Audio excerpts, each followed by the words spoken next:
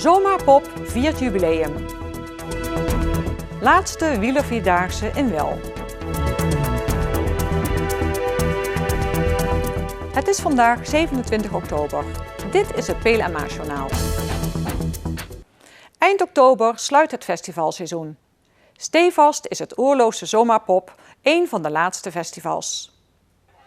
Met name als Ronnie Flex en Rondé beloofde het festival vooraf al een succes te worden en met 1500 bezoekers op 2 uitverkochte avonden werd dit bevestigd. Maar waar komt de naam Zomaarpop vandaan? Ja, Zomaarpop is eigenlijk een festival ontstaan 30 jaar geleden. Het idee was gewoon om zomaar een festival te organiseren. Dus ja, het was gewoon een zondagmiddag een leuk idee dat tussen een groep vrienden eigenlijk ineens opkwam. Dus vandaar zomaar een festival, dus Zomaarpop. Al sinds 1986 wordt het festival georganiseerd. Dat het al die jaren gevierd kan worden, komt vooral door het grote enthousiasme in het dorp. Wat ik altijd mooi vind is dat het hele dorp er goed bij betrokken wordt. Er is een groot draagvlak. Iedereen wil zijn steentje bijdragen eraan en het is gewoon fantastisch dat zoveel mensen naar één gezamenlijk doel willen streven. Dat is gewoon een mooi weekend organiseren voor de jeugd uit de omgeving. Deze editie is er gekozen om voor de eerste keer het programma in plaats van op zaterdag en zondag op vrijdag en zaterdag te laten plaatsvinden. Op beide dagen zijn 120 vrijwilligers actief geweest. Extra uitpakken deed de organisatie, ondanks de jubileumeditie, echter niet. We hebben eigenlijk een beleid gericht op continuïteit en vastigheid. Dus we willen eigenlijk zo min mogelijk pieken en vooral geen dalen hebben. Daarom hebben we gekozen om niet al te gek te doen met bijvoorbeeld grote namen of extra geld te gaan pompen in de programmering. Wat we natuurlijk wel hebben gedaan is een derde stage gecreëerd. De containerstage genaamd Tuinbox. Promotie hebben we veel aandacht aan besteed. Een derde stage hebben we gemaakt. En natuurlijk veel gezelligheid gegarandeerd. 20 acts stonden 2 dagen op het podium om voor deze gezelligheid te zorgen. Een van de bands was de Gijsterse formatie, de Achterband, die een van de 3 podia betrad. Zomaarpop wou natuurlijk een goede band hebben. Dat hadden ze ons dus gebeld terwijl we eigenlijk gestopt waren. Ja, want waarom zijn jullie gestopt? We hadden 6 jaar lang met de Achterband gespeeld. En toen was het eigenlijk wel welletjes geweest in 2006. En het was mooi geweest die tijd en het kwam wel wat anders. Maar kijk, vorig jaar hadden we besloten om toch op Gijs Kermis nog een reunie optreden te doen. Daar hebben we flink voor geoefend. En dat was een legendarisch optreden, mag ik wel zeggen. En daaruit hebben ze besloten, denk ik, op Zomaarpop om ons weer te vragen van hier. Wat voor muziek maken jullie? We maken over het algemeen gewoon rockmuziek. We coveren Ierse folknummers met een flinke rockslag. En daar hebben we onze eigen dialecttint aangegeven met onze eigen dialectmuziek. En ja, we hebben een doedelzakspeler die het Ierse tintje erin weet te brengen.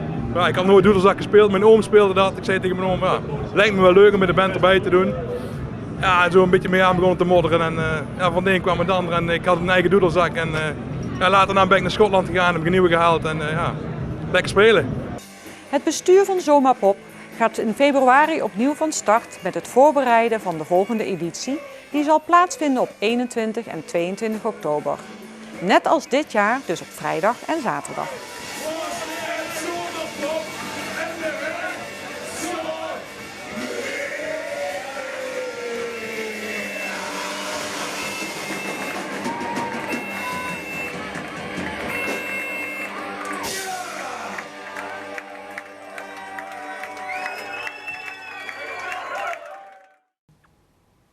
Afgelopen weekend werd in Well de laatste editie van de Wielervierdaagse georganiseerd in een gezellige ambiance.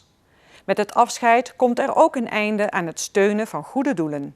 Renners, klaar, pedalen, stil. En we zien weg en nou is het wel goed. In de jaren 70 en 80 kende men op diverse plekken wielervierdaagses. Nu zijn er nog maar weinig van over. Eentje was er de afgelopen jaren in Well. Hier werd het afgelopen weekend weer gestreden om de snelste tijd en de grootste bekers. Maar naast het sporten hangt er in Well ook iets anders aan vast.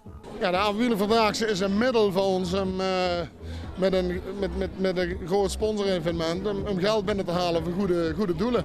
Om zo'n evenement te organiseren heb je natuurlijk ook teams nodig welke meedoen aan de wedstrijden.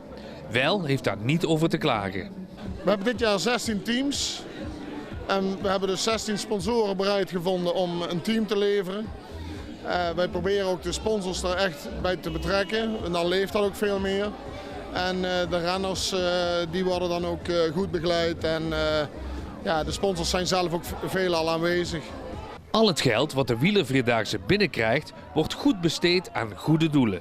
Wij reiken elke maand een cheque uit van minimaal €500. Op de website kunnen we precies volgen wat we allemaal doen. Dus we ondersteunen stichtingen en verenigingen, zowel op sportgebied als op cultureel gebied. Maar we steunen ook initiatieven van mensen met een beperking of kinderen die ernstig ziek zijn en nog een laatste wens hebben of nog iets willen doen wat normaal niet mogelijk is, dan vullen wij dat financieel bij. Een van de goede doelen die dit jaar door de organisatie gesteund wordt, is Funpop. Funpop is een popfestival, openlucht popfestival van 2 dagen in Horst aan de Maas. Daar zal Venra jaloers op zijn, in Horst aan de Maas, voor mensen met een verstandelijke beperking. En wanneer vindt dat plaats komend jaar? Moet ik altijd even nadenken. 28 en 29 mei, een zaterdag en een zondag. Maar mensen kunnen vrijdag al komen en hoeven pas maandag te gaan en dan kunnen ze op een camping logeren. Nou begrijp ik, komend jaar is een bijzondere editie. Dat is het, ja. We hebben ons 20-jarig bestaan. 20 jaar al Funpop. Fantastisch toch, of niet? De wielervierdaagse vond Funpop zo fantastisch dat ze een mooie cheque over hadden voor Funpop. Met een bedrag van maar liefst €1000. Natuurlijk was Funpop bijzonder blij met de gift van de wielervierdaagse. Ze kunnen het geld goed gebruiken. Met een omzet van 2 ton heb je ook heel wat geld nodig.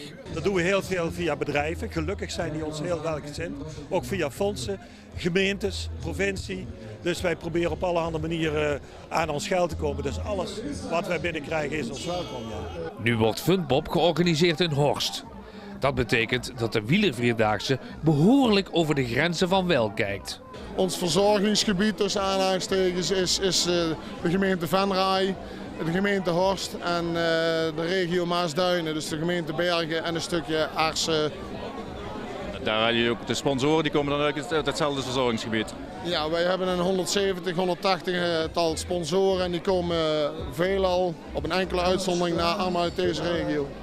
Ondanks het grote succes van het evenement wordt het dit jaar voor het laatst georganiseerd. Dat is een samenloop van omstandigheden. Wij luisteren naar de sponsors, wat zij aangeven. Nou, veel sponsors die willen graag zich een aantal jaren wel binden. Maar geen tientallen jaren. Dus na een jaar of 3 haken ze af en dan zeggen ze we willen ons weer ergens anders oprichten. Verder hebben wij in het bestuur een aantal mensen die druk bezet zijn.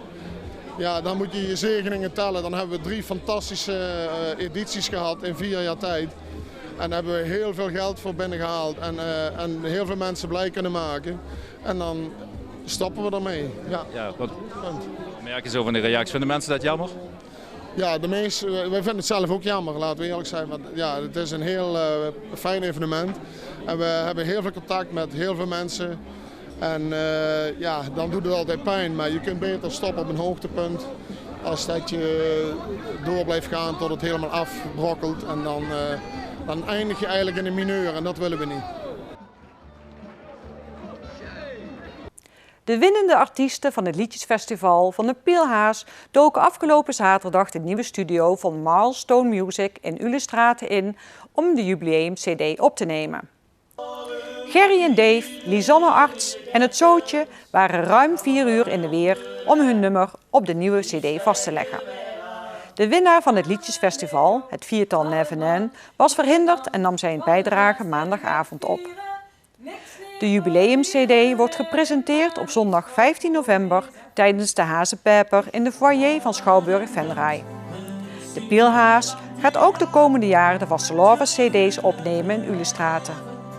Tijdens de opnames was het tijd voor een feestelijk moment, want de ondertekening van het nieuwe contract betekende dat ook de komende 3 jaar de vastelovens-cd wordt opgenomen en geproduceerd door Milestone Music. Robert Loze van Milestone en Paul van Lipzig, voorzittercommissie Liedje van de Pielhaas, ondertekenden het nieuwe contract. Mag ik deze dag o manneke zien.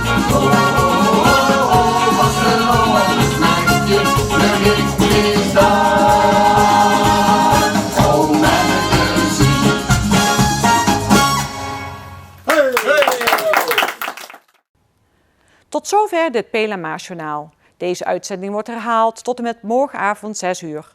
Vrijdagavond is er weer een nieuw journaal. Weer of geen weer, bij ons is het altijd vakantieweer. Vannacht koelt het af tot 6 graden en blijft het helder. Overdag neemt de bewolking toe. Tijdens opklaringen wordt het 16 graden en het blijft overwegend droog. Een fijne avond, een fijne week en graag tot vrijdag.